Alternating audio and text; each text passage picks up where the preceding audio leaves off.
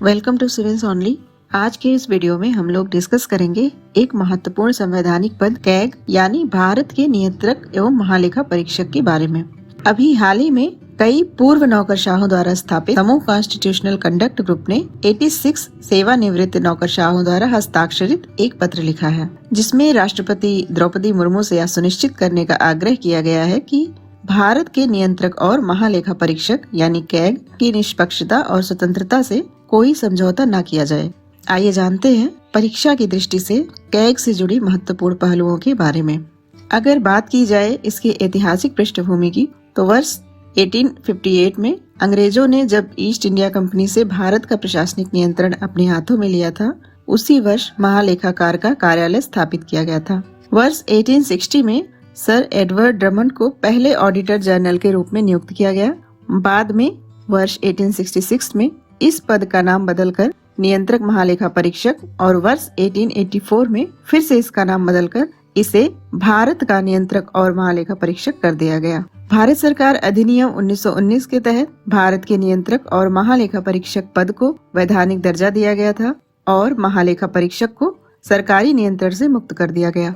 वहीं भारत सरकार अधिनियम 1935 में महालेखा परीक्षक के पद की नियुक्ति और सेवा प्रक्रियाओं और महालेखा परीक्षक के कर्तव्यों का उल्लेख किया गया। तत्पश्चात लेखा और लेखा परीक्षा आदेश 1936 के तहत महालेखा परीक्षक के उत्तरदायित्वों और लेखा परीक्षा के कार्यों का प्रावधान किया गया। यही व्यवस्था वर्ष 1947 तक चलती रही। स्वतंत्रता के बाद भारतीय संविधान के अनुच्छेद 148 में भारत के राष्ट्रपति द्वारा एक नियंत्रक एवं महालेखा परीक्षक नियुक्त किए जाने का प्रावधान किया गया। आर्टिकल 148। वर्ष 1971 में केंद्र सरकार ने नियंत्रक और महालेखा परीक्षक अधिनियम लागू किया, जिसके अंतर्गत कर्तव्य, शक्तियां और सेवा की शर्तें शामिल थी। वर्ष 1971 के इस अधिनियम ने कैग को केंद्र और राज्य सरकारों के लिए लेखांकन और लेखा परीक्षा दोनों की जिम्मेदारी प्रदान की। वहीं 1976 में कैग को लेखांकन के कार्यों से मुक्त कर दिया गया। इस संस्था के माध्यम से सरकार और अन्य सार्वजनिक प्राधिकरणों अर्थात सार्वजनिक धन खर्च करने वाले की जवाबदेही सुनिश्चित की जाती है। यह अपनी रिपोर्ट केंद्र स्तर पर राष्ट्रपति और राज्य स्तर पर राज्यपाल को देता है। बात की जाए कैग के कार्यकाल, तो कैग का कार्यकाल 6 वर्ष अथवा 65 वर्ष जो भी पहले हो तक बना रहता है। वैसे यह अपना त्यागपत्र कभी भी राष्ट्रपति को सौंप सकता है। भारत के नियंत्रक और महालेखा परीक्षक की नियुक्ति राष्ट्रपति द्वारा की जाती है। कैग को पद से हटाने की प्रक्रिया सर्वोच्च न्यायालय के न्यायाधीश को हटाने के तरीके के समान है।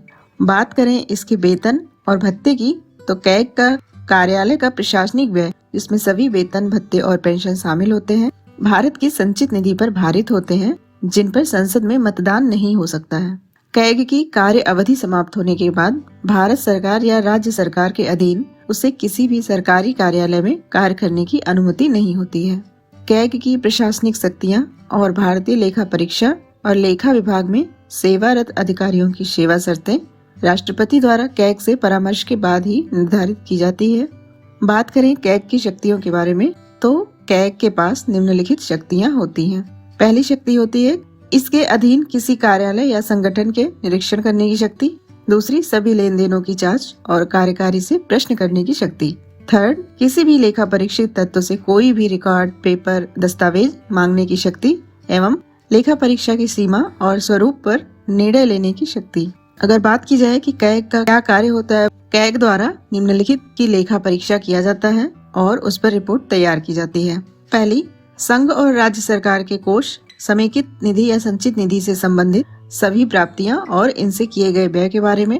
भारत की आकस्मिक निधि और भारत के सार्वजनिक खाते के साथ साथ प्रत्येक राज्य की आकस्मिक निधि और सार्वजनिक खाते से होने वाले सभी खर्चों से संबंधित लेन देन।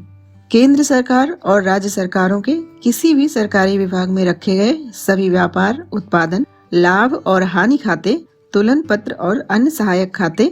फोर्थ है सभी सरकारी कार्यालयों और विभागों के सभी स्टोर एवं स्टॉक खाते। ये इन सब के बारे में लेखा परीक्षा करता है और उस पर रिपोर्ट तैयार करता है। फिफ्थ है सभी सरकारी कंपनियों और निगमों के खाते, जैसे ONGC, सेल आदि। अगला है सरकारी धन प्राप्त करने वाले सभी स्वायत्त निकाय और प्राधिकरणों के खाते। नेक्स्ट है राष्ट्रपति और राज्यपाल के अनुरोध पर किसी अन्य निकाय या प्राधिकरण के खाते का लेखा परीक्षा और उस पर रिपोर्ट तैयार करता है। केंद्र के खातों से संबंधित अपनी ऑडिट रिपोर्ट वह राष्ट्रपति को सौंपता है, जो संसद के दोनों सदनों के पटल पर रखी जाती है। किसी राज्य के खातों से संबंधित अपनी ऑडिट रिपोर्ट वह राज्यपाल को सौंपता है, जो राज्य विधानमंडल के समक्ष रखी जाती है। वहीं बात कर लें कैग के अदर रोल्स के बारे में, तो कैग राष्ट्रपति को उस प्रपत्र के निर्धारण के बारे में सलाह दे सकता है जिसमें केंद्र और राज्यों के लेखों को दर्ज किया जाएगा। इसका उल्लेख अनुच्छेद 150 में किया गया है। कैग किसी भी प्रकार के कर या शुल्क से हुई निवल प्राप्ति सुनिश्चित और उसे प्रमाणित भी कर सकता है। वह संसद की लोक लेखा समिति यानी पब्लिक अकाउंट्स कमेटी के मार्गदर्शक, मित्र और सलाहकार के रूप में भी कार्य करता है। स्वतंत्र भारत के पहले नियंत्रक एवं महालेखा परीक्षक वी नरहरि राव थे, जिनका कार्यकाल 1948 से 1954 तक था। वहीं वर्तमान में भारत के नियंत्रक एवं महालेखा परीक्षक गिरीश चंद्र मुर्मू है। तो ये डिस्कशन था भारत के नियंत्रक और महालेखा परीक्षक के बारे में। मिलते हैं नेक्स्ट वीडियो में एक नए टॉपिक के साथ। Thank you.